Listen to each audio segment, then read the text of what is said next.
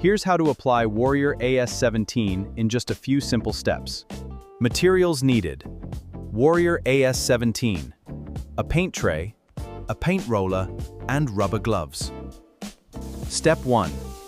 Clean and scrub the floor thoroughly before application. Wait for the floor to dry completely. Step 2.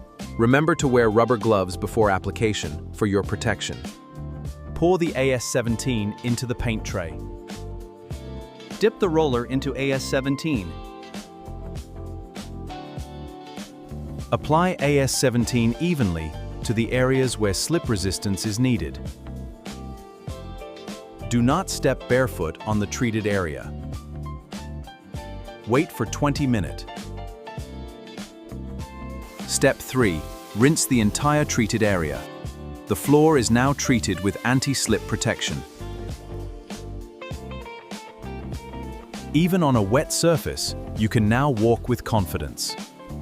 For additional slip resistance, repeat the process if needed.